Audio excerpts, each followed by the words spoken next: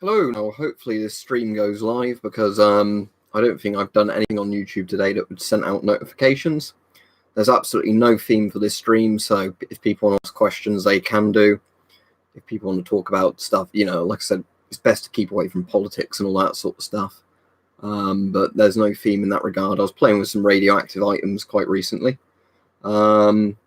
So, if anybody's interested in me turning on a Geiger counter and playing with those again on stream, I'm happy to do that.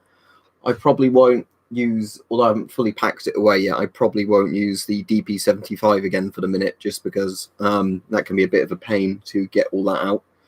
So, all right, everybody. But, yeah, what I've been playing with recently, and again, I don't know if playing and the word radiation is really the right term, but don't forget to like the stream. I think Richard's going to love this because he's constantly calling me like Dyatlov with my approach to nuclear stuff. I have been getting really interested in thorium lamp mantles. So something really interesting is that with like old gas lantern mantles, and I've talked about this before on the thing, but it's kind of interesting. They used to use thorium in them, which is radioactive metal or radioactive material, however it is, that glows really brightly in the dark. They don't do that anymore because, it's thorium, it might be dangerous. So they're actually worse products. But I've been able to source shitloads of them now, quite cheaply online. So I've ordered probably more radioactive material than is safe to own. But I have asked Mike, and he says he'll probably get round to making me the lead box now. But I'm wanting to see if I can, there's a way of doing this, there's YouTube tutorials on it, extracting the thorium from the lamp mantles, putting the thorium in like a vial, and having the vial as a check source. So, you have like a really concentrated kind of gamma and beta check source. All right, everybody.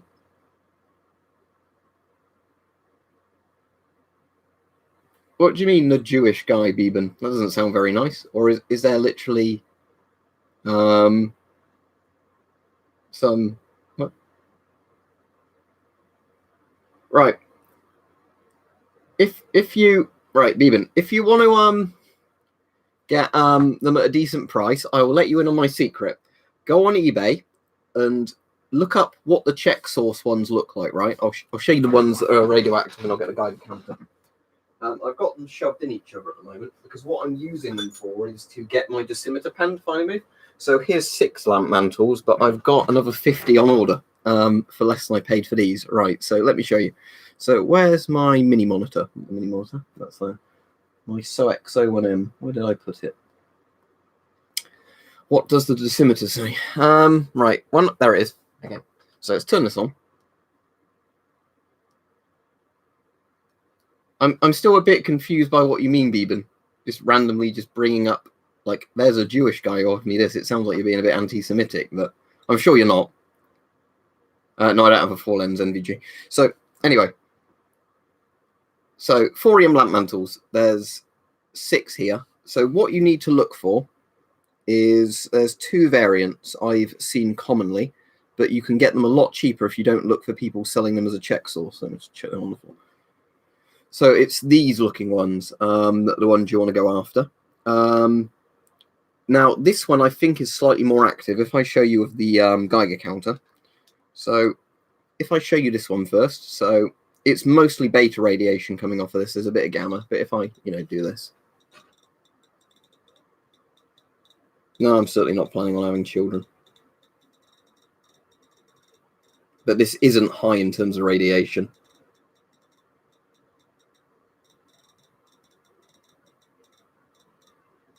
Okay, so that's that one spiking there. So what you need to do is look at the graph.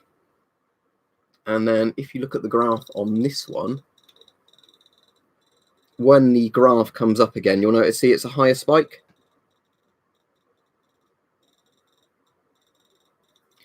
So yeah, ideally, if you were trying to buy these for a test source, you should probably get this type.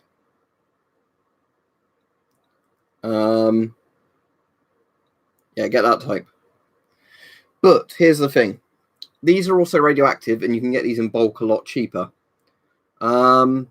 Definitely Stalker. So the thing is with these is what you don't do is like what I previously did when I bought a load of these and I was paying $5 for them each, where you look them up as check sources and all that. What you do, work out the model of lamp mantle this is, and then what you do, go on eBay and find somebody like a camping store bulk selling these old type lamp mantles, because if you do it that way, you can get 20 for £5, not one for £5. So yeah. But yeah, they're pretty fascinating. So what I said I'm doing with these is I'm going to start extracting thorium for them when I get some more.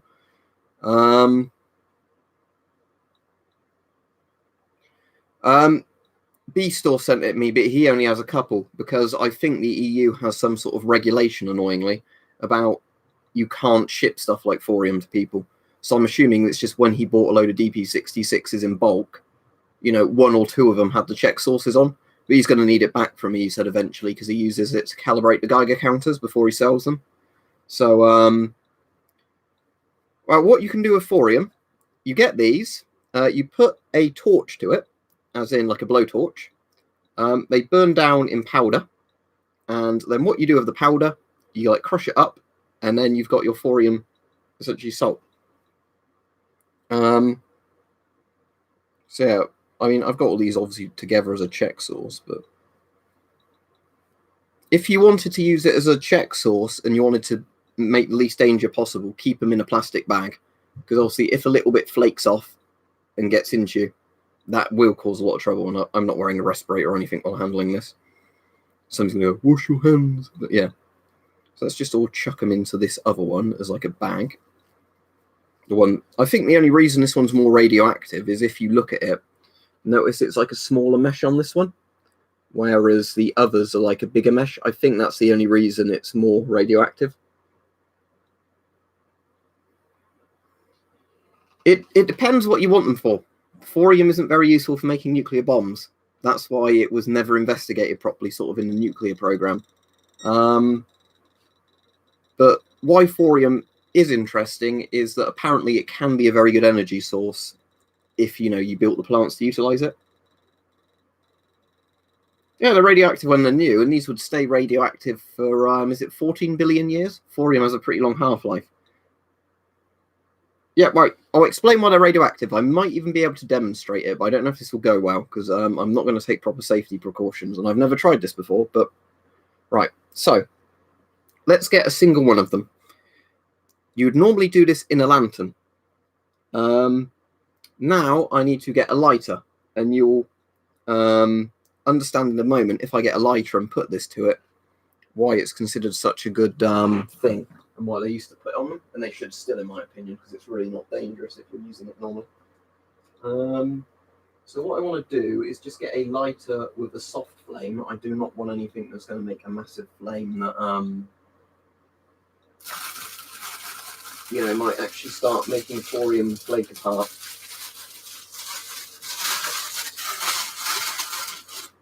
Right, okay. So let's see if it works. So in theory, what should happen is if I get that to there, it should glow really brightly. Ooh, it's singeing a bit. Yeah, it glows. It's probably radioactive smoke. Right, I might go put this out properly because it's still burning. So see you in a minute.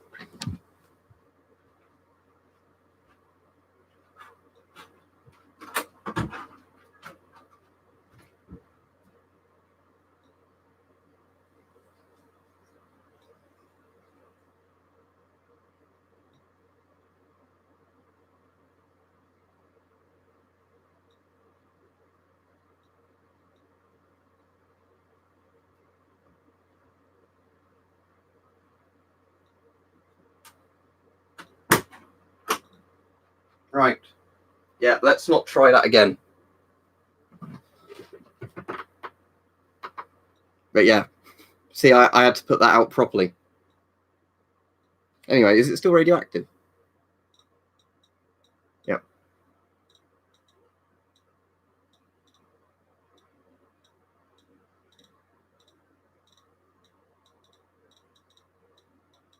Yeah, so there you go. Don't do what I did. I thought it was a stupid idea. No, I'm definitely not going to try it again.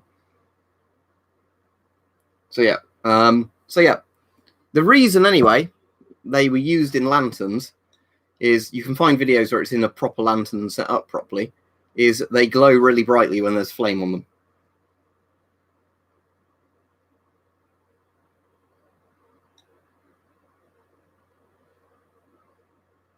I can actually check if there's radioactive dust all around the room quite easily. Look, there's not. There you go. You know, there is a thing called radiophobia. And what radiophobia is where people don't understand radiation and think it's incredibly dangerous. You see, there's two things with radiation. You shouldn't fuck about with it like I just did. But the thing is as well, is it's not some magical super thing that kills everybody. Yeah. If you look back at what they did during the period of radioactive quackery, you'll quite quickly realise that we are not quite at that level.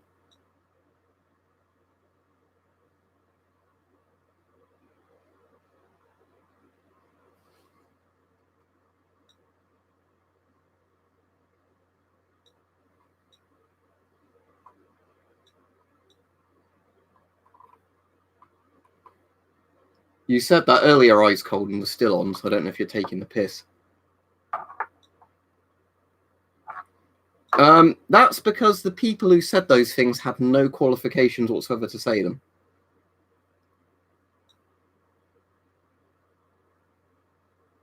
Well, there's been underwater nuclear tests before. It irradiates stuff horribly and, you know, sends shockwaves everywhere.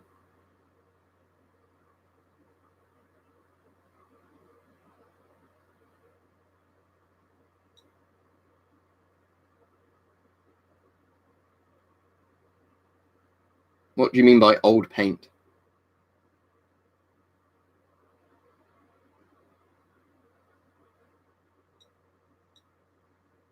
You're going to have to buy an old-fashioned one for a retro ticking noise, because modern ones aren't going to make it. So that mini monitor there makes a good one. Let's get that singed bit of thorium.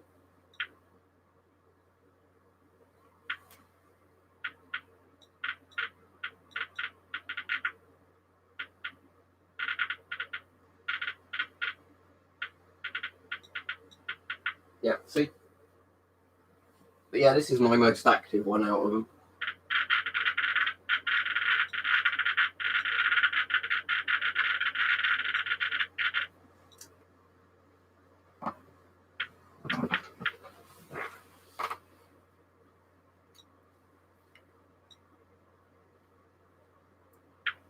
That'll be interesting, Chris.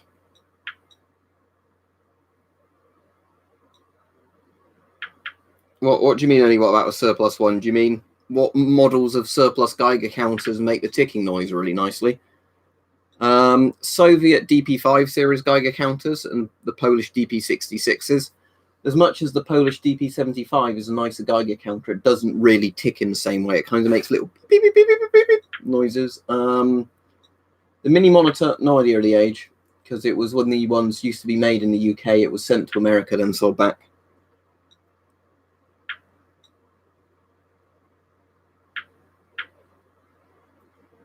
Well, radium paint was its own thing. It wasn't like house paint. Radium paint was what they used to put on watch dials to make them glow in the dark before they had non-radioactive alternatives.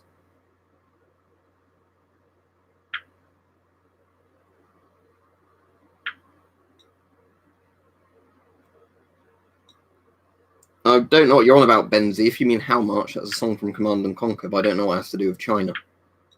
That was about the Soviets versus the Allies and alternative history sort of thing. If Hitler was killed before World War II started. Oh, lots of stuff caused cancer in the 20s with radiation, but yeah, licking radium paint off of paintbrushes wasn't a good idea. I have no idea what the BG gas mask is. You on about the Bulgarian gas masks? That would depend completely on the model, wouldn't it?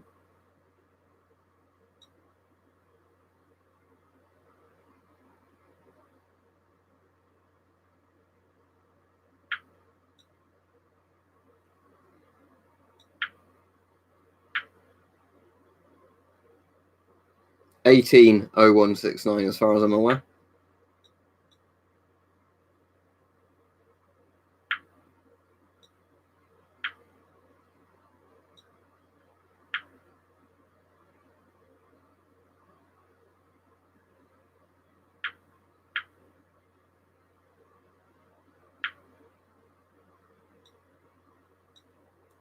Sea Dog, ask Chris that. I'm sure the answer is yes, you can do somehow, but I've never tried it, and I don't have a Camelback, and I don't ever plan to get one, so.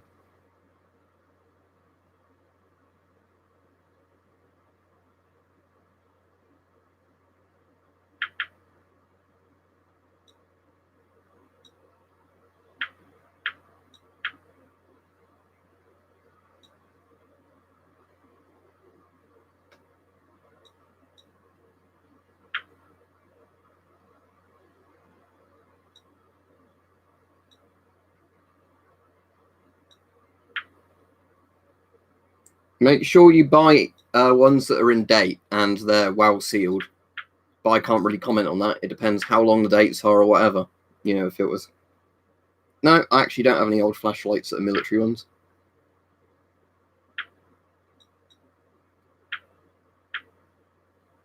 What, are both sets 2023?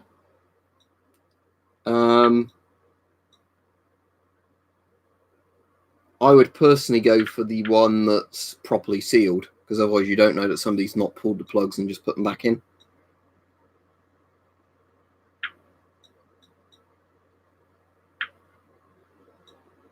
I don't think they use guns to remove the paint from the walls, did they, Iron Man? Or are you saying heat guns there, not heat guns? Yeah, loads of things used to contain lead, because, again, the thing is, like, throughout history, if you go back, there's lots of stuff where, in hindsight, we learn it's bad for us.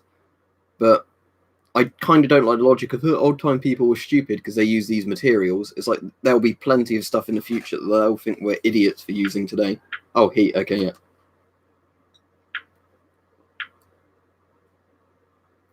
Impossible to say, Compot Boss, what you're using them against, what's the concentration, you know.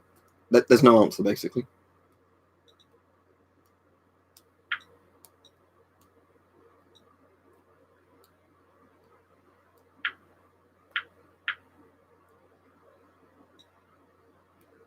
Now, doctors recommended camels, so there you go.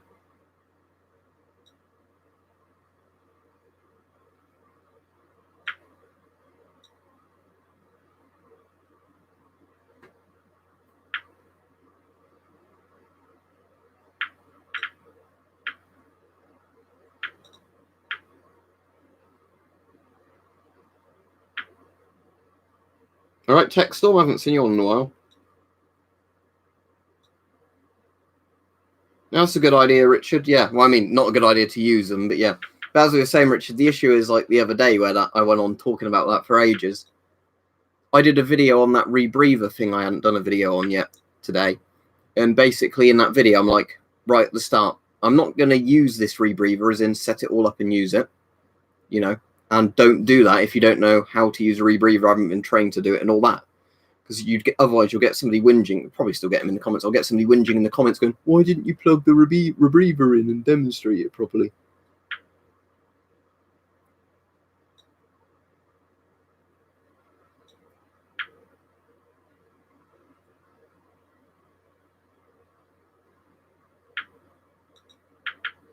What do you mean the rebreather sucks?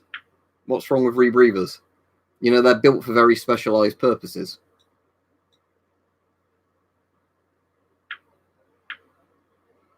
If money is no matter and you want a really good NBC suit, you're probably going to want to buy a brand new, like whatever sealed top of the line thing you can get as a civilian, not a surplus thing. I assume 3M and like everybody else does like really high grade NBC suits if you want to spend hundreds or thousands on them. Yeah. So if you're in a situation where you're going to die, you'd rather die then than actually risk using something that uses a chemical scrubber unit. Because again, they're intended for certain uses. Because they don't suit your uses does not mean they're bad. So this is the thing, right? Rebreathers, filter respirators, and air tanks, as in like, you know, a firefighter's mask with an air tank, they are all built for different purposes. Because you're using something that is made for very specific purposes, and it's, you know, not made for you, that does not make the thing itself bad. Like, rebreathers were invented before the aqualung was even a thing. If you use a rebreather, you can operate it for longer in an environment with absolutely no oxygen or that is completely poisonous. What rebreathers, Sea Dog? I assume it is completely possible if you had a rebreather that was quite high end, where they could put some sort of valve system on that could show you oxygen content.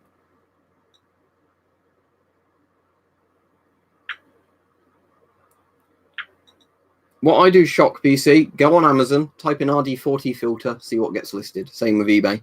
And you normally find hardware suppliers that sell them. Would I consider buying one? Yes. Will I buy one? Probably not. It's a completely different thing, ENG. It's not like...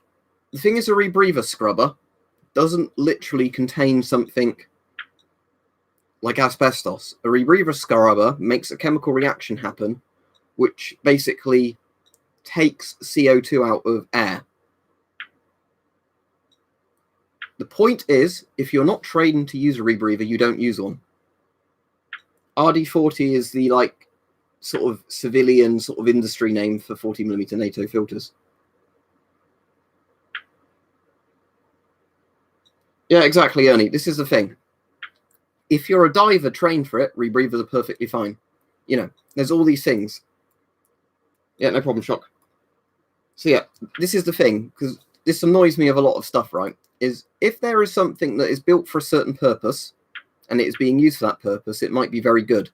Generally, you get a lot of people online that complain about things because they'll say, I've got this thing that was made for a completely different purpose than I want to use it for. Right, I've got 3 rebreathers. I've got the IP4M, which is quite cool. I've got the IP5, and I've now got the ATE1. The ATE1 has a modern scrubber unit with it, but obviously I've not pulled the pin and used it because I'm not going to. I mean, if I was in a house fire and I knew I was probably going to die otherwise, I would pull the pin and risk it, but otherwise I'm not going to. So the modern canister that fits the ATE1 also actually fits the, what's it? I'm trying to think of the name of it. The IP5. It's like a modernized version of the IP5 canisters. Well, a rebreather is an SCBA tech storm, but do you mean with an air tank? Because self-contained breathing apparatus system just means it runs without having an external source, which is both a rebreather and an air tank system. I imagine you can, Iron Man, but like I said, the thing is, again, air tanks and rebreathers, because I'm not trained to use either, I would not use either. Oh, it's actually CCBA. So what's the, what closed circuit is that breathing apparatus?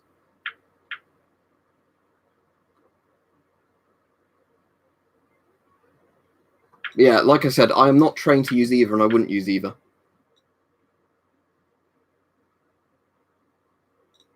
Yeah, the IP4M is literally designed to work on land.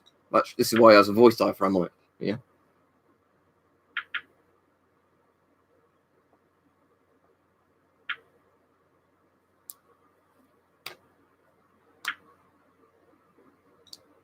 No, they've all come from completely different places. That one was from somewhere. That was from somewhere. That one was from B Store. Those other ones are printed out ones. Oh, and the poster was from Lithuania, I think, maybe Estonia. I can't remember.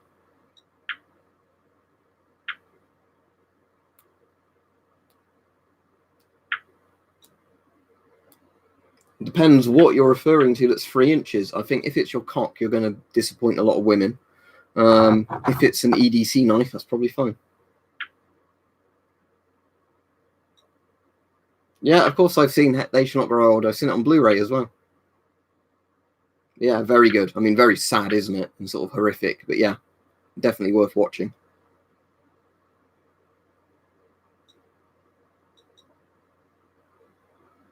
I don't know. Shock PC, I don't know. I've only ever heard it called phosgene. But with a lot of chemicals and things, they sometimes have alternative names depending on what country or whatever they're being used in. If you're saying, is there any modern rebreathers that look like an S10? Not as far as I'm aware.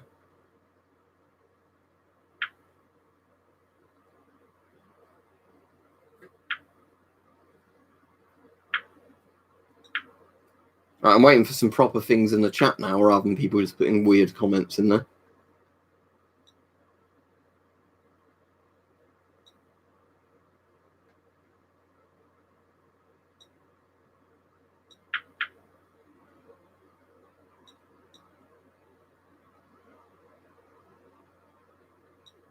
Well, I don't know for certain. As I said, there could definitely be one that looks like an S10, but I doubt it, because most rebreathers kind of have just very simple face pieces because they don't have exhale valves on them. It's literally a pipe going in and out, and then sometimes goggles are included with it, sometimes not. Right, I'm going to ban the person who has a mental illness from the chat because he should probably be sectioned. So there we go.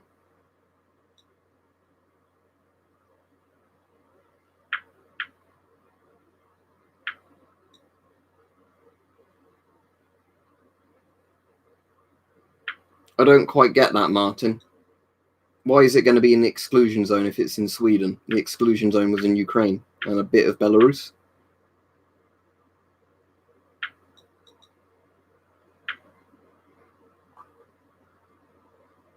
As far as I'm aware, you have to put your night vision goggles on top of a gas mask. Nobody's ever built them together, and it would be probably a poor idea to build them together because you couldn't use them in the day.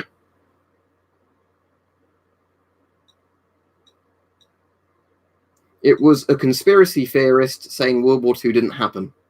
And when you kind of hear that from somebody, you know that they must have been repeatedly dropped on their head probably about 1,000 times as a child.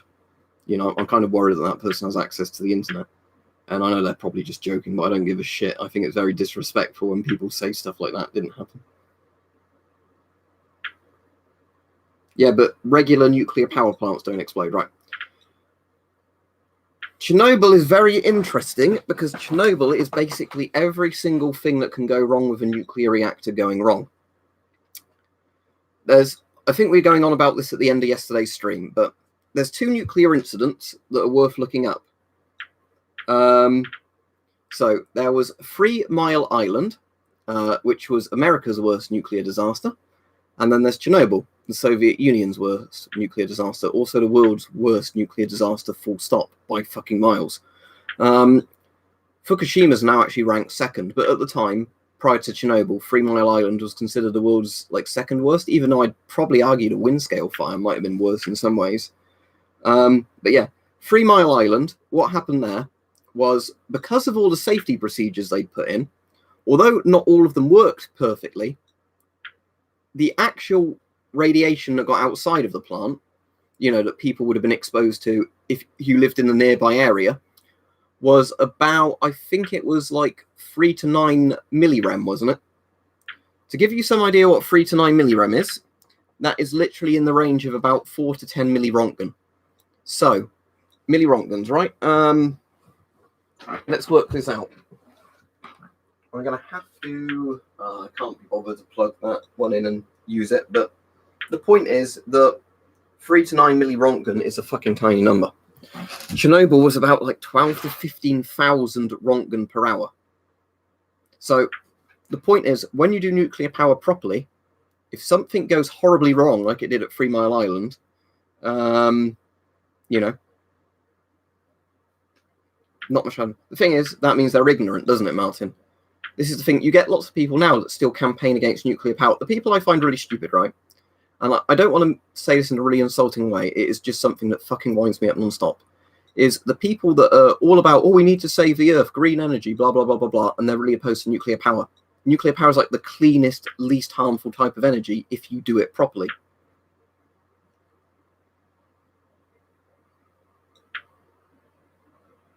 All right, Peach, you missed me irradiating my room by accident when I set a thorium lamp mantle on fire, hoping it would just glow in the dark like I wanted to generate. Well, it depends what you mean by green energy. If you mean energy that doesn't put much waste into the environment, that certainly exists.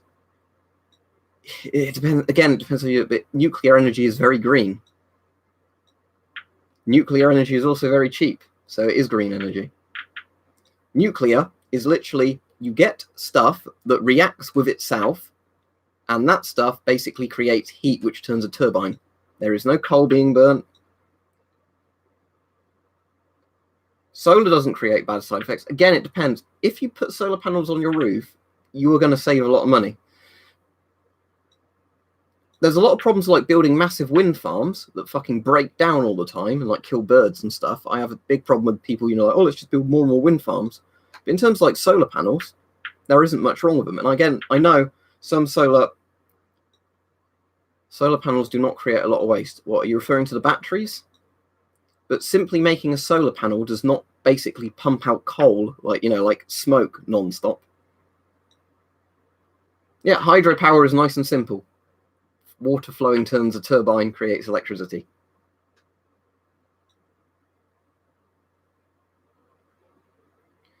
The thing is with nuclear waste, why can't we shoot it into space? Like, I'm not joking with this, right? You can literally, if you had a proper system to do it reliably, you can shoot it into space and never worry about it again. Yeah, geothermal is also good. But the thing is as well, you can use nuclear waste as its own energy source. Like strontium-90 is essentially nuclear waste. And the Russians built loads of strontium-90 kind of lighthouses and things like that.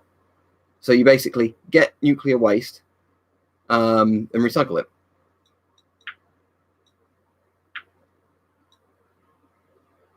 But yeah, this is the point. So, but then it's going to be what costs more, doesn't it? So if you've got nuclear, which is the cheapest thing anyway, and then you find a least harmful way of getting rid of the nuclear waste,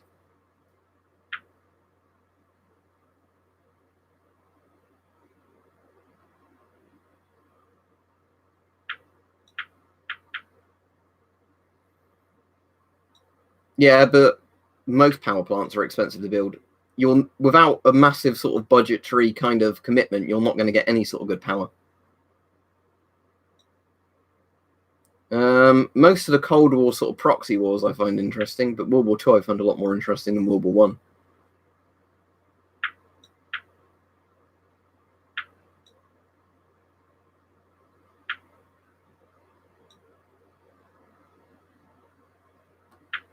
But here's the thing. I am not a nuclear physicist. I am nothing like that. I cannot advise you on, you know, nuclear power, you know, and all stuff like that. But what I can say is there are lots of people who have problems with nuclear power because they're very ignorant of it. Like, Chernobyl is one of the worst fucking catastrophes in the world. And the important thing to realize, as I was trying to say earlier, is that Chernobyl would have only happened in somewhere like the Soviet Union where they were cost-cutting everything on the nuclear reactors. Because, yeah, what I was going back to 3 Mile Island had a lot of safety, you know, things put in place. So when it went super wrong, you were still only getting 3 to 9 millirem kind of released over the entire period. Whereas when you have Chernobyl, oops, we almost wiped out all of Europe because, you know, what are safety things? Don't tell your engineers about the faults in the reactor. You know, have a scram button that actually increases power before it lowers it.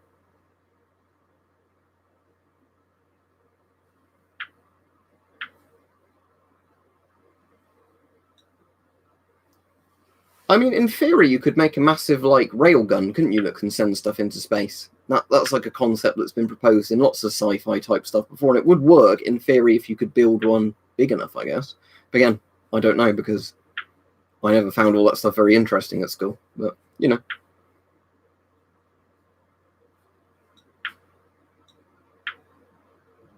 Oh, legal, otherwise I wouldn't have it on my fucking wall, would I?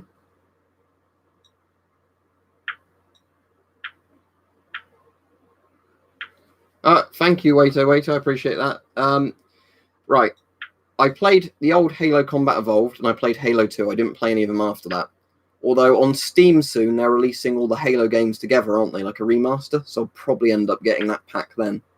But thank you. You've contributed towards the new camcorder I bought recently that cost me loads and loads of money.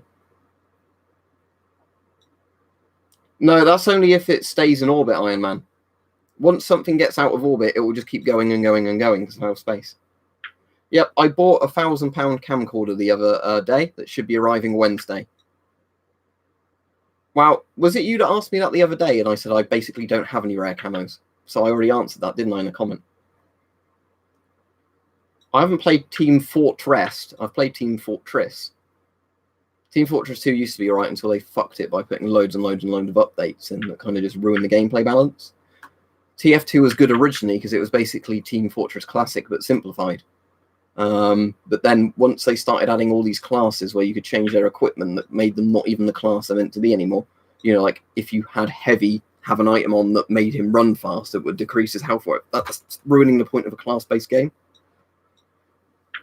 But, the only camo I can consider anything close to rare that I own is that weird one that's either African or I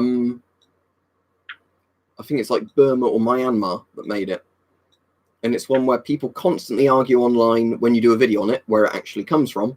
So it basically seems nobody knows.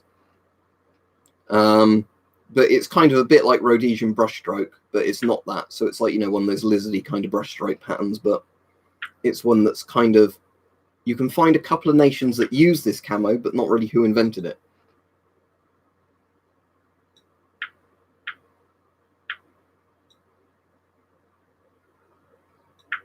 Right, let me explain this to you. The one I've got on my wall is handmade, right? It's how they're forged. If they are machine stamped in a factory, you can no longer own them in the UK. If they are made like a proper fucking sword, then they're legal. Oh, cool. What type did you get, Compot? Because that gives me like, and I split the profit with Bart, but every time somebody buys like a mug or a hoodie or whatever. Do I have my hoodie on today? No, I haven't. I've got a jumper on and a vest. Otherwise, I was going to say, you know, oh, look at the merch, look at the merch. You can look at it below anyway. But if you've got a Discord, Waito, post it in the chat and I can invite you to the, like, the supporter server. But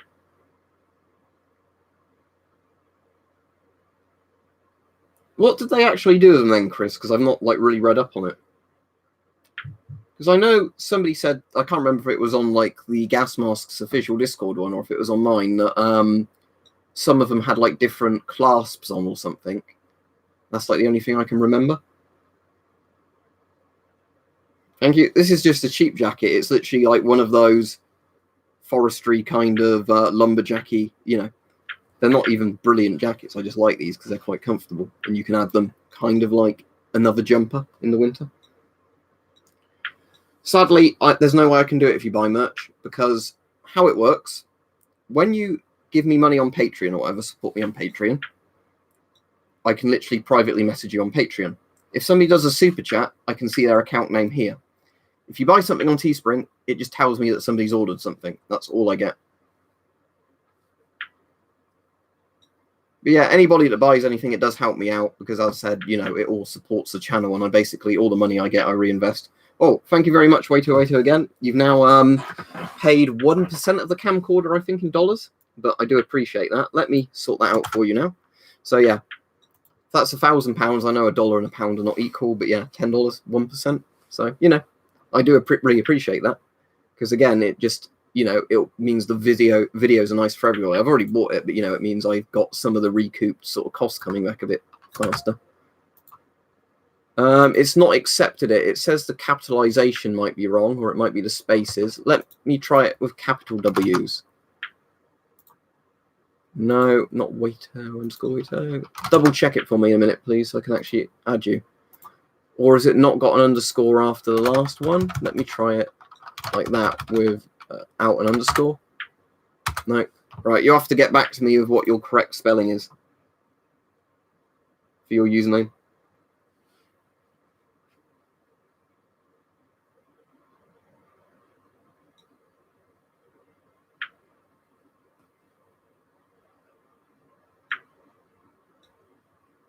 Right, let me take out that space and see if that works.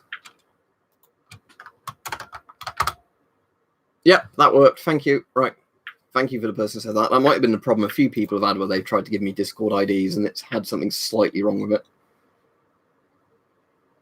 Yeah, it's kind of funny, Chris. The thing is, though, I'd imagine the light anti-gas respirator filters wouldn't last particularly long with the quality of sort of like World War II impregnated charcoal. Because obviously, I know like the Germans have been doing it for a while and everything, but with World War II era filter technology, a big kind of box respirator filter, I'd feel a lot more comfortable using, as in it's not going to run out instantly. But then again, I suppose with something like a light anti-gas respirator on any of those, you can at least replace the filter easily, assuming you've been given a spare one, of course. Whereas obviously, if you've got a mask where you've literally got it held on by wire, it's a bit more difficult. I'm assuming it was probably just better for mass production and stuff like that. Right, you've accepted it. Let me invite you. Just 1 second. Invite to server. Right, you're invited. Thank you.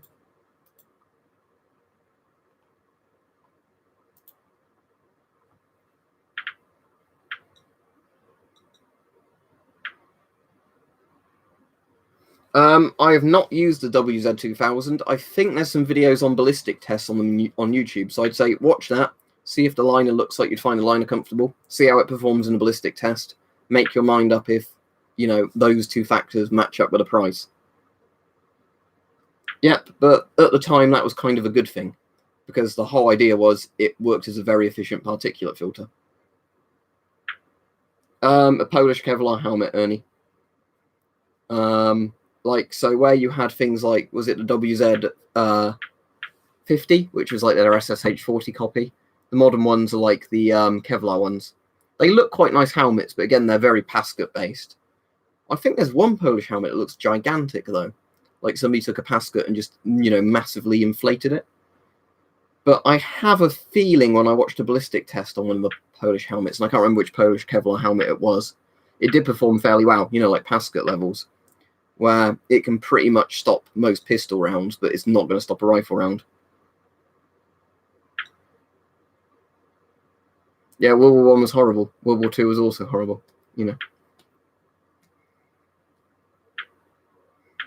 4A1, just because it will fit your face generally, whereas the German M65 seems to be a very, very... Oh, and the 4A1 has better straps.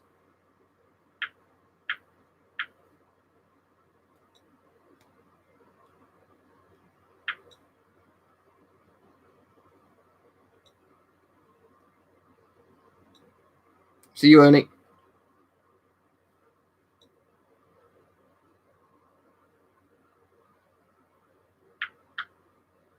Yeah, I'm quite intrigued though why this lamp mantle went up that easily, because I have never seen a video where a lamp mantle burns like that.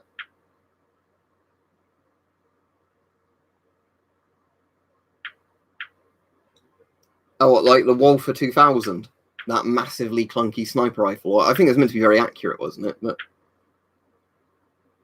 no, I have not seen that shoot and scoot. Is it a cool thing? So, 2 authoritarian ideologies that murder people. Oh, I don't like either. On paper, communism is nicer, but communism murdered more people in the 20th century. If you have the fascists outside of the... I don't really like going into politics. If you had the fascists outside of the Nazis, then fascism. If you had to include the Nazis, then I'd probably prefer the communists. And then if I had to pick communists, it'd be something like Tito. Titoism, not Stalinism.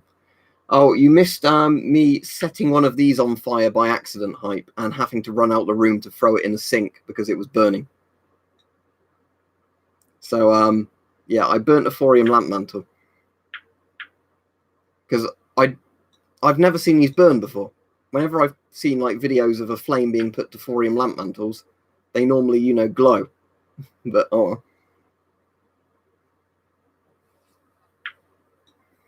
Well, my favourite gas mask out of all the ones I own is the Avon CT12. It's certainly not the best gas mask in the world. It's just my personal favourite out of all the ones I've got. And with masks I don't own, I can only speculate if I'd like them or not. So,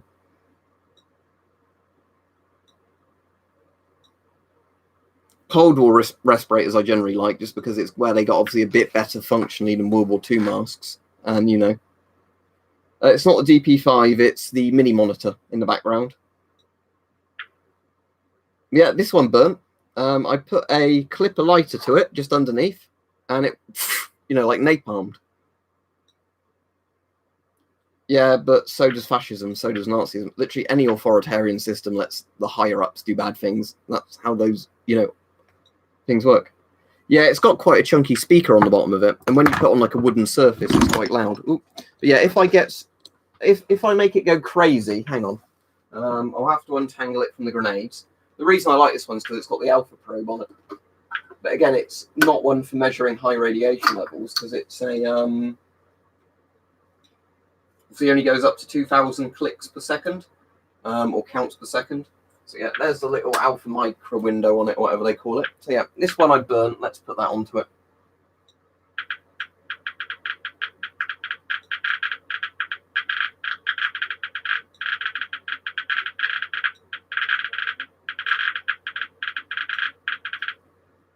Now let's put the really hot one I've got on there, but it's still a similar thing.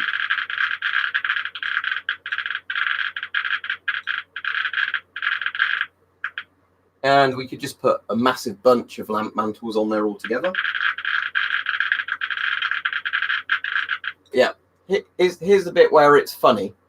So, yeah, I'm not going to do this for long because, again, I know it damages the Geiger counter. Strontium 90.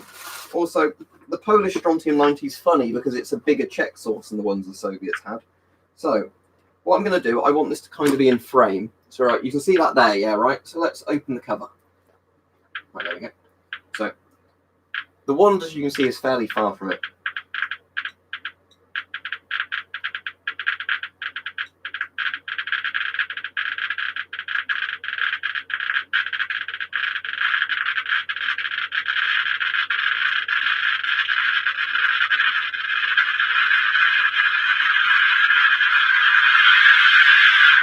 Yeah, I'm not going to keep doing that because the strontium will blow the tube in the Geiger pretty quickly, and that'd be very hard to replace that. So, yeah, but strontium, lots of fun. With other stuff, it's not that, you know, kind of interesting, but the strontium's quite interesting, as I said. Hang on, let's just grab. I'll show a bit of Fiesta ware just so and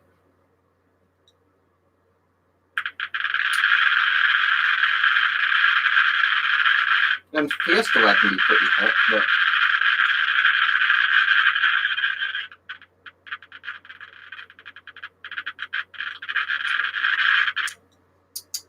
how much gamma comes off the Fiesta ware? Pretty low. So the Fiesta ware's gamma reading is what, like 2 to 3 counts per second, if that. So just close the background. Obviously, the beta is pretty insane on it, and a little bit of alpha, but not strontium levels.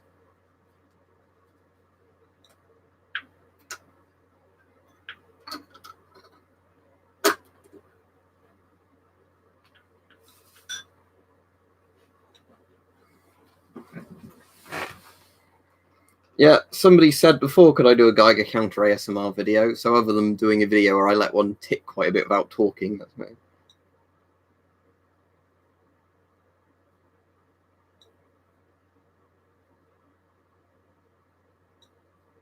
It depends what kind of wildlife I'm, man.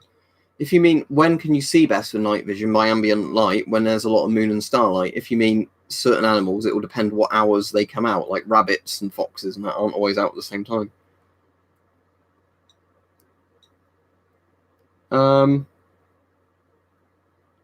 What were you replying to there, Hype? Sorry, because you said that may work for chemical weapons, but certainly not for radioactive nuclei. Burning stuff affects chemical bonds, not atomic nuclei. What was that? Were you replying to somebody there? Because otherwise it seems a bit random, or did it just delete a previous message? For the person saying cheap gas masks, what country are you in? Because the problem is the surplus market tends to be different pretty much everywhere. So quite often I'm like, oh, you can get these on eBay for a good price. And I was like, no, they don't ship to my country, or it's just not listed. Yeah, FP5 should work fine on a PMG. Again, some people have found, for whatever reason, that FP5 filters, you can randomly get them now and again, where they just don't fit GOST-threaded things for some reason. But yeah, you can get them to fit a PMG. I mean, you're going to be more likely unlucky if you get one that doesn't fit it because they're meant to. So. Oh, no. Yeah, so, yeah, as far as I'm aware, you can't destroy radiation, can you? And again, I'm certainly not a physicist by no mile, but I thought with radiation, it literally can't be, you know, like you can't destroy it via chemicals burning and stuff like that. You can have stuff that basically reduces the reactivity of it, like boron and stuff like that, but you can't actually, you can't basically get rid of radiation, can you? It's literally, if it's there, it's there. Yeah, that's called half-life, Peach. So over time, it degrades. The thing is, things like thorium, uranium, they have half-lives of billions of years. So basically, you know, they've been on the Earth for ages and they're going to stay on there for ages. Some nuclear products made through like fission or stuff like that, like say the strontium-90 I was just showing, cesium-137, they can have relatively short half-lives. Like strontium-90's half-life, I think, is like 28 to 30 years. And then after that, it's not radioactive anymore. Or I think it turns into something that then turns into something else, but then it's not radioactive. I'd have no idea, but there's a very good Italian gas mask called the Spaziani TR2002. If you can find that, get that.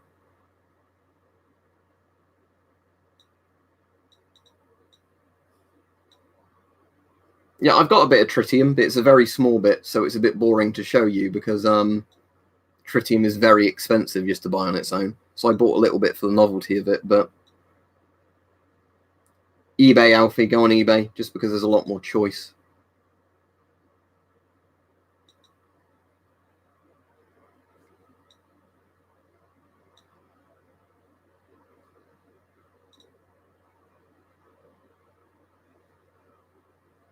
Yeah, the problem I do have, Hype, with a lot of channels, like, I don't know that particular one. Oh, thank you very much again, Waito, because, again, that's going towards that camcorder I bought. What I'd say, first of all, is make sure you do content that you enjoy making, or, like, a subject you find interesting. Because I think the problem a lot of people have had with YouTube where they give up on it is where they do something they're not really interested in, but they think, oh, I'll make a quick buck, or, you know, this will make me really popular. So they do something that they're not actually into. I think you have to do something you're really interested in as a start, because then I guess your enthusiasm and all that rubs off, you know, so people watching it can kind of get into it because the person talking about it is really into it. Does that make sense? There's things like I'd say make sure the lighting's all right in videos, because one thing I hate is when I see a video that looks like it could be really good, but somebody's filmed it on what looks like a really cheap mobile phone in a dark room. You know, and don't shake the camera around. You know, ideally, if you can get a tripod, get a tripod. You can buy tripods, like basic tripods, very cheaply. They massively improve the video quality because you're not going to have any shaky cam. So that'd be my advice, but it's mostly, I'd say, find something you're really passionate about and enjoy doing, then do the videos around that, because that way you're not going to go, oh, I don't want to do a video on that. Because the thing is, now and again, it can be a bit inconvenient for me to film a video, you know, when I've got a lot of stuff on and I know I need to get a video done. But because I'm interested in stuff I'm doing videos on, it's not really like a chore.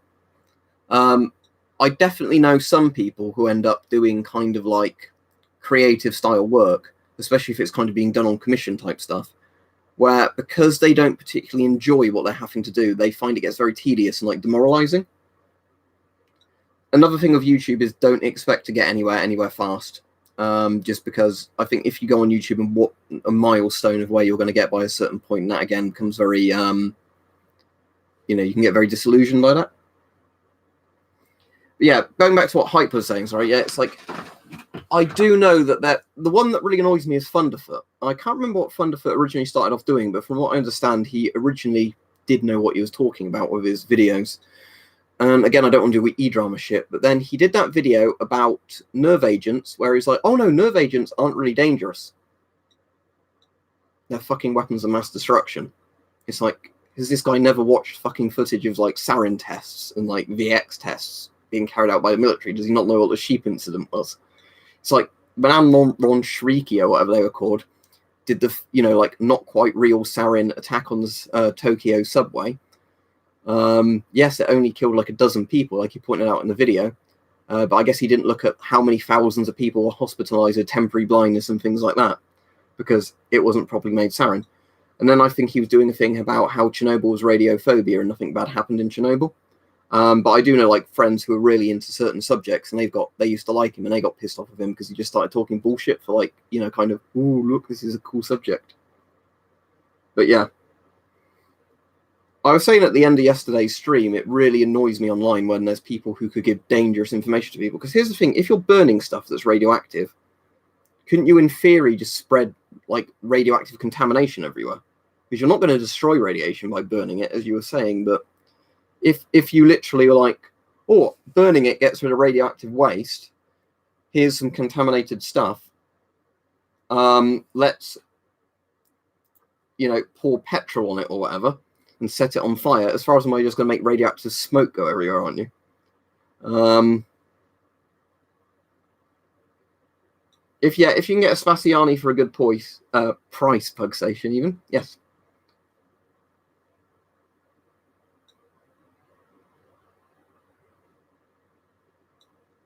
Sorry, what was that, Texan? Was there any rifle in the world wars that were single shot, or was everything click mag fed at that point? Were there single shot anti-tank rifles partway through World War One? I know anti-tank rifles were definitely a thing in World War Two, but I don't know if they were around by World War One.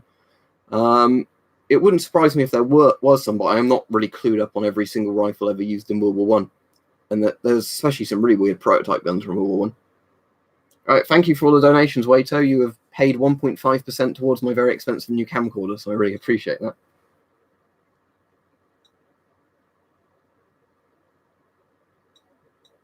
Yeah, exactly. It's like, if you're ground bursting a nuclear weapon, all the shit that gets contaminated.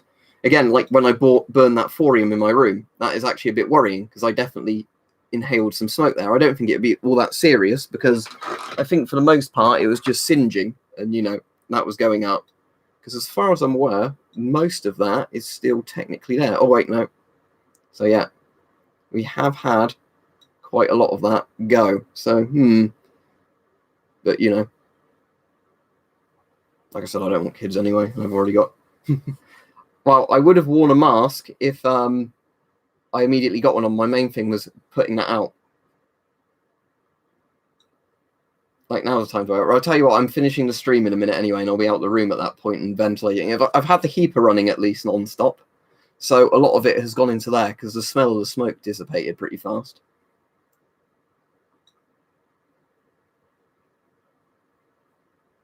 I don't know how many B-Store's got for sale, Hampus, but he's got them, but they'll be like 400 quid because he didn't get very many of them. Yeah, I run that a lot just because it helps with my asthma. The idea that you've got a nice HEPA filter and then it's one with a charcoal one as well. And it just makes the room smell nicer because all like shitty dust stuff is getting stuck in it. A GP5, if all the valves are working on it and you had like a modern filter on it that made an airtight seal, it would offer an okay level of protection, sure. It wasn't like a mask made that offered no protection. Yeah, wash my hands. I did wash my hands weirdly when I threw the thing in the sink when it was on fire. But yeah, I'm definitely wearing a mask when I extract the thorium from those lamp mantles. Because I was watching a tutorial on how to do that earlier, and I've got a crucible on order, some test tubes, and I'll definitely use a mask like with an ABEC P3 style filter on it when I'm burning the thorium in a ventilated outside place. But yeah, I just can't help irradiating myself at the moment. You didn't see a burning thorium lamp mantle because it wasn't there. Oh, cheers. Yeah, the thing is, with those lamp mantles, because they have them in lamps where they're constantly exposed to flame and they do eventually go, I'm sure if there was a real danger from them, that would be a more known thing. Because I think thorium lamp mantles were literally just discontinued because people are like, oh, probably not very safe having a radioactive source there. Thank you very much, Alps. But yeah, I'll definitely do some more at some point now I've got that electric microscope thing. Right. If they're out of date, you can sometimes get them really cheap, but then I'm not really going to recommend them. If they're in date, that's when it's a bit more difficult because a lot of the time it just depends what supplies around at the moment.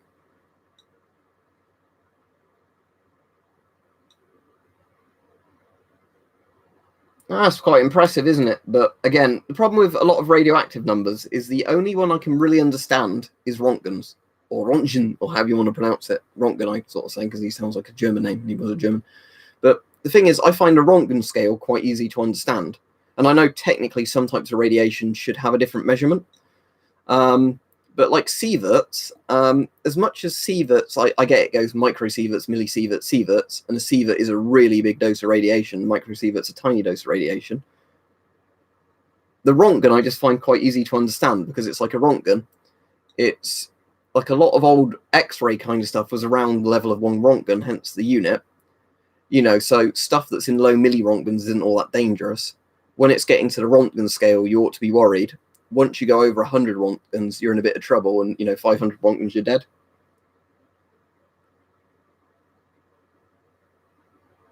Yeah, don't need night vision if I don't. Terry A. Davis might be after me, I reckon, soon. He'll come back from the dead to get me.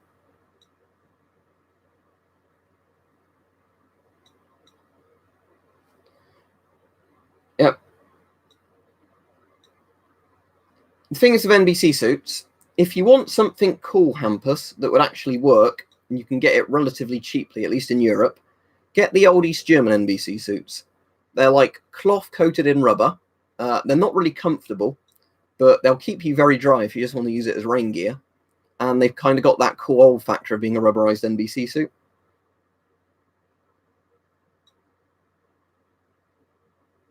A camcorder, yeah, a camera specifically made for filming video. So let me show you my camcorder I've currently got. That one. So thank you very much again, Alps. And if you've got a Discord, post it and then you can get invited. So that's my old Sony one. And in a couple of days when I get my new one, this will be obsolete. Hooray! So, yeah.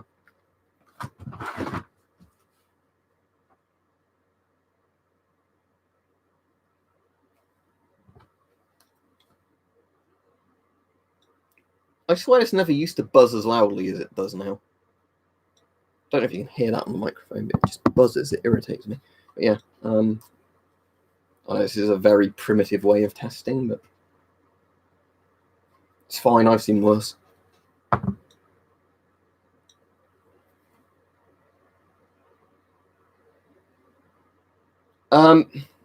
In theory, Peach, yeah, but this one's actually got a very good optical zoom. It's technically got a better optical zoom. Oh, shit, that should be close. I might scratch the lens.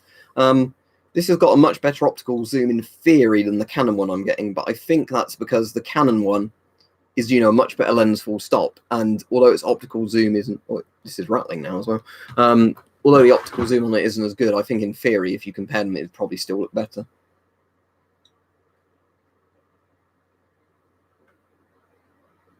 That's interesting, Caleb. Let me Google it and I'll see if I kind of recognize them picture-wise. The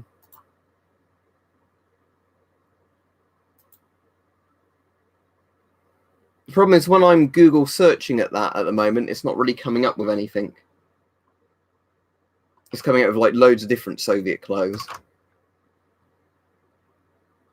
Now, I was talking, Finlay, about the East German one, as in DDR. The Zodiac's a pretty similar thing from what I understand, just heavier and bulkier. But the National Volksarmee, or however it's pronounced, the East German Army, the Deutsche Democratic Republic, DDR, NVA, all that sort of stuff, German Democratic Republic, Commie Germany, they had like the same kind of Warsaw Pact rubberized style NBC suits that a lot of the other Soviet bloc countries used. But theirs are in grey and they just turn up really cheaply at the moment. Not that I've seen. I forgot to say when I came on, Peach, that I was going to be on because I didn't say it on Discord earlier. It's just I thought, right, I can do a stream now, so I'll come on. Otherwise, I can't do one. See you, Pug Station. But yeah, he was chatting with me earlier on the thing, but he might just be busy doing stuff. I don't know. He might be in the shed working or might be sorting out something else. Right. It's very impolite, Dead, to ask people how much money they make. But yes, I do make money from YouTube. And also, I don't know if you had a tax man or not, do I? If you had a tax man, you'll see it all on the proper forms I fill in. Soviet M65 uniform, right.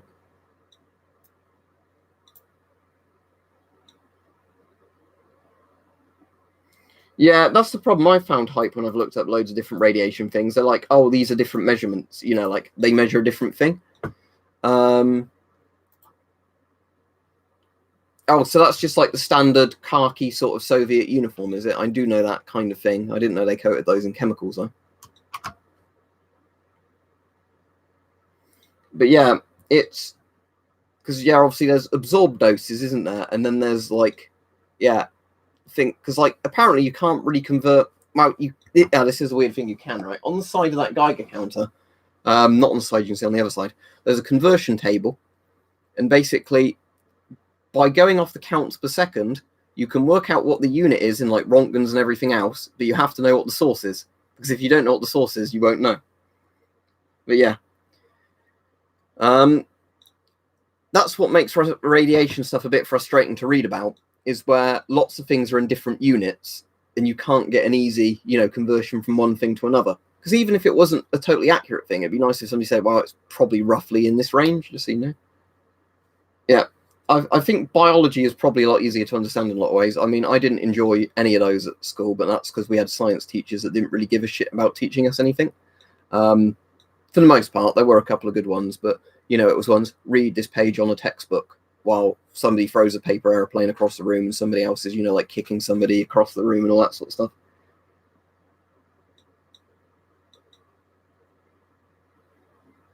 Oh, what they say when they say FPS, Pete, you mean not the foot-pounds, yeah.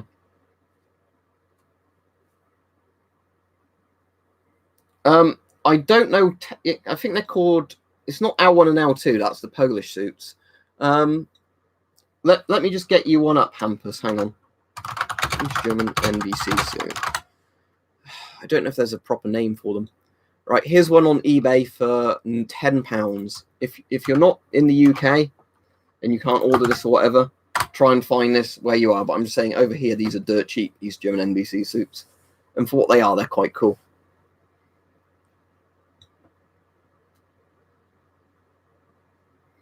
Yeah, Peach, when I ordered my PC, it was over a month until I got it, and that was dreadful to wait on. And it was just literally because the AMD processors, because they ended up being so good when they were released, everywhere had them back ordered to ship, so you had to just wait ages. So like the entire computer was built, and it was literally, as soon as the processor comes in, we will complete it for you and get it shipped out the very same day. But, it took them like a month to get all the,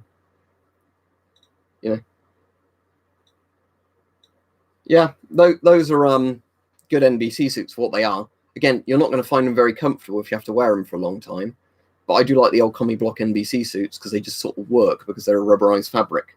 The problem is with modern charcoal impregnated fabric NBC suits is they basically just expire at some point and then they're useless. See your text on.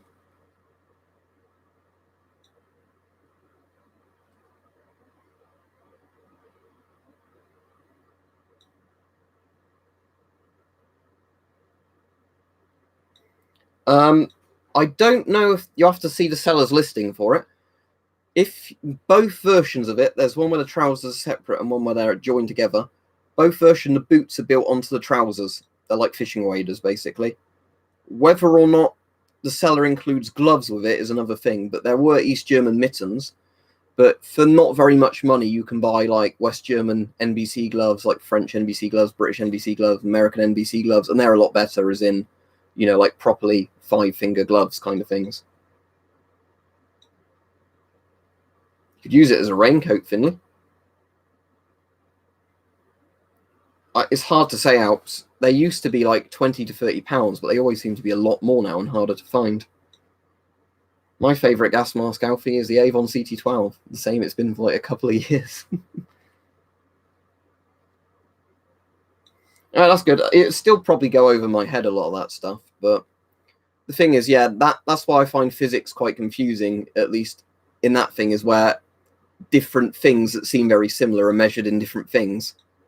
And, because there's a lot of stuff like that where, this is why I like Rontgens, I was saying, as a unit, because with Rontgens, it's kind of, this is what it does if it gets in your body. I know radiation, the higher it is, the worse it is, but with Rontgens, especially because, most Geiger counters display Rontgens only have beta and gamma probes or X-rays. They don't read alpha. And alpha really is the only problem if you ingest it or inhale it. So, beta can get you from the outside, although, again, it still will do a lot more damage if it gets in you. Yeah. And exactly, the higher the number, the scarier. And it's easy to remember units. Yeah, so exactly. And that's the thing I like with Rontgen. It's a bit like the reason I like Celsius, not Fahrenheit. Because I know America uses Fahrenheit, but I think nearly all the world uses Celsius now, don't they? My parents still prefer Fahrenheit, and I just do not understand it. So Celsius, 0 is the point at which water freezes. 100 is the temperature that water boils. That's really easy to kind of understand and remember.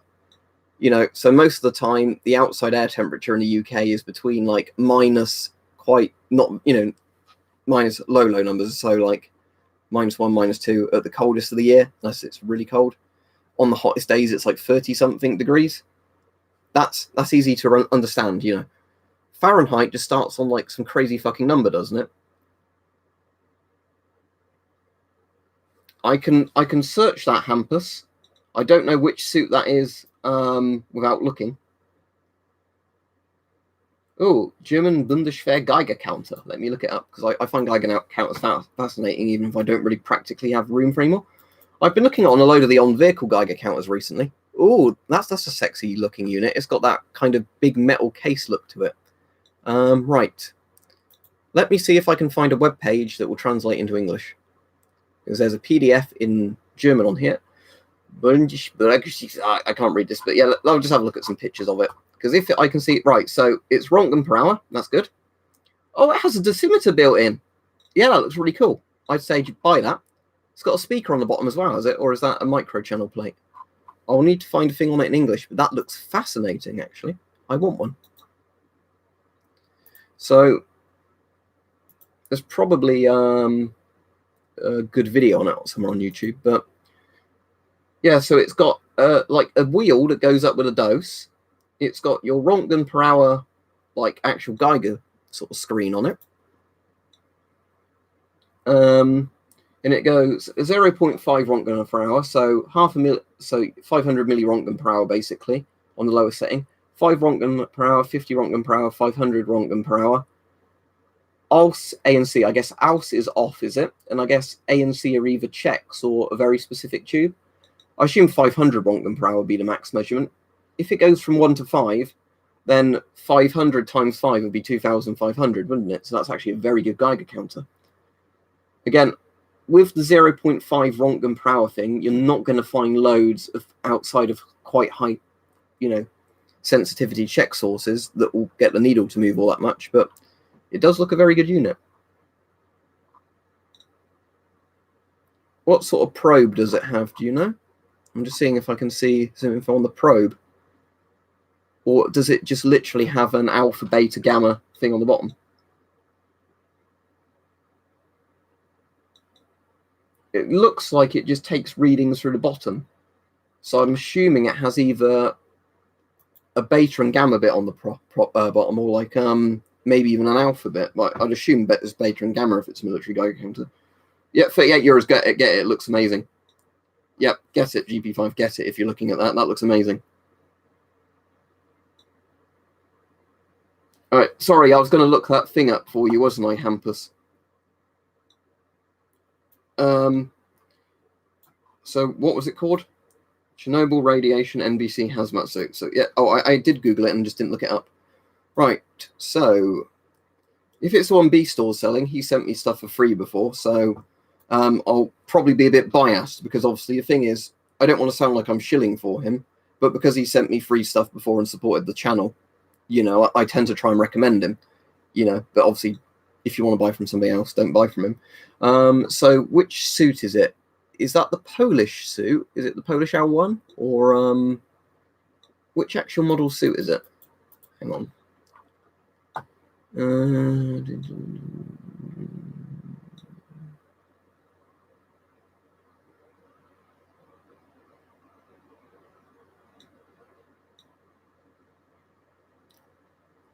NBC suit, yeah, but what model suit is it? Does he actually say on here what the model of suit is? If it's Polish L1 or L2 suit, they're quite nice, actually. Because I've got both of those. They're very similar to these German suits. You get an MP4 mask of it as well, which isn't too bad. They're quite cheap, but if it's included with the suit. DKP50s I really like, but you won't have any way of charging it unless you have a DP66. I have an ID11 as well, but I've not got the reader for that, unlike the DKP50s. Yeah, does he say on there what the model of suit is? I'm trying to look at the picture.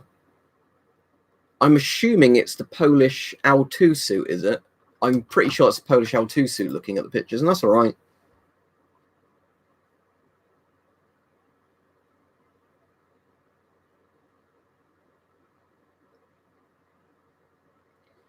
Yeah, the thing that confuses me a bit hype with the thing is obviously because there's micro and milli sieverts. And out of interest, the strontium 90 I've got is about 500 micro sieverts an hour, which is quite funny. But it's about 1.25 Rontgen, and I find that number easier to remember.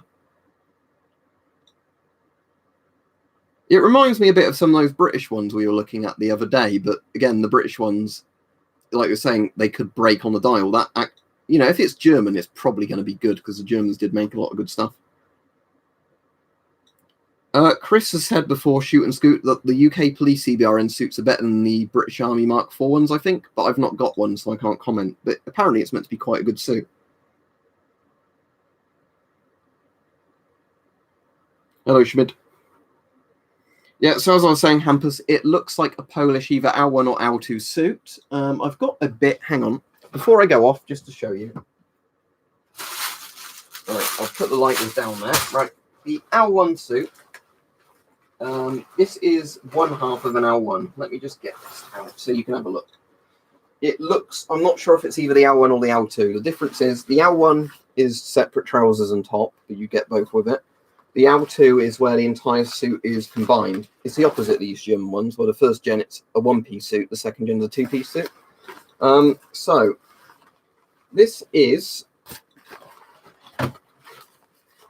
the top half of an L1 suit. So let me just show you this. So you know kind of what you're getting into.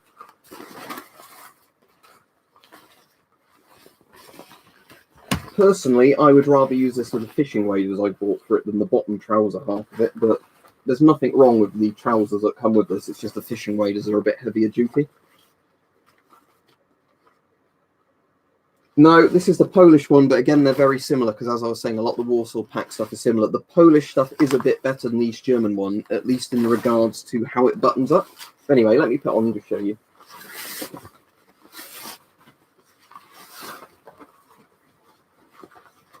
Right, so I'll get my arms in the sleeve, even though I shouldn't really be doing this with this jacket on. So it's got these little hand bits for it.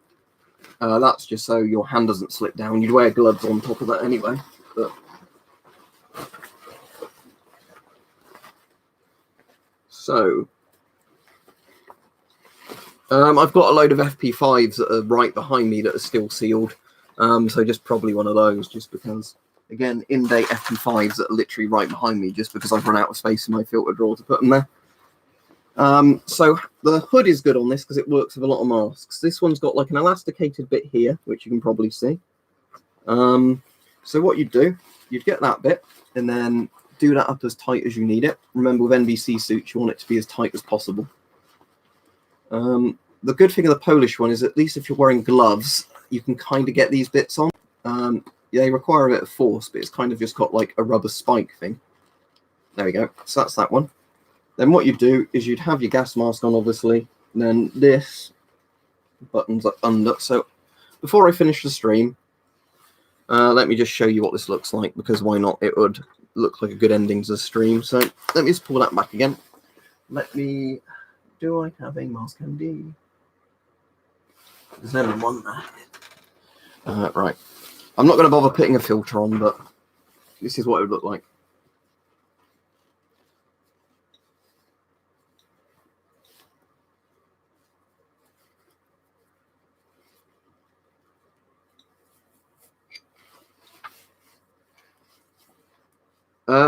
That was one of the ones you asked me about, Hampus. That's what I was saying, because when I said you linked that B-Store one, when I looked, I'm pretty certain that's either a Polish L1 or L2 suit, and this is the Polish L1 suit. So yeah, that's why I was showing you this one, because it was the one you were asking about. So yeah.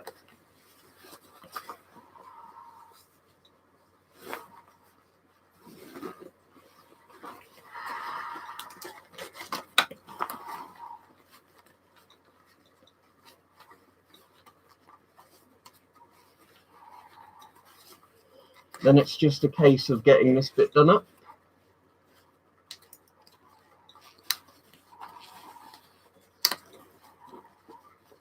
There we go, and that's your NBC suit hood sealed around the mask. Obviously, you'd have a filter on there as well, but you'd be wearing it with the trousers. But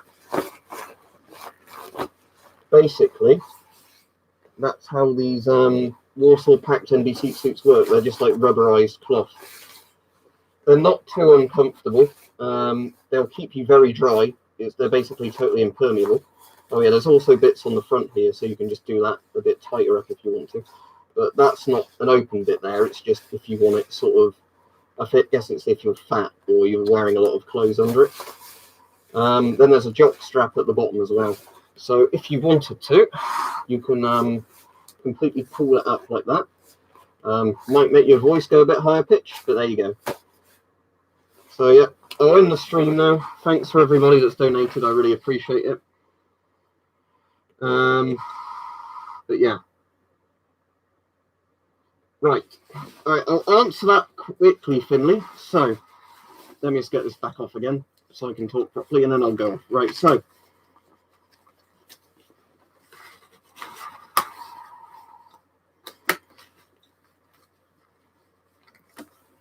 if you mean best value for money, probably the Polish L1 suits these, because they are basically, you know, very good Warsaw pack tissue suits that aren't going to expire. The best suit he's ever sent me, as cool as that hazmat suit was, for most people, they're going to be quite impractical. I mean, obviously, if you're exposed to really fucking high levels of contamination, then the hazmat suit is better than the NBC suit. The Polish Fu-1 suits are really bloody good. They're like British Mark IV suits, but better. But again, the problem with the Polish Fu-1 suits is that they're going to cost a lot more because he's got a lot less of them. And they're also the issue of they're going to expire because they're charcoal suits that are foil wrapped. That's interesting. I didn't know that, Chris, but yeah, I don't know if the Poland's still using Papas from the 80s or they bought them for cheap or whatever.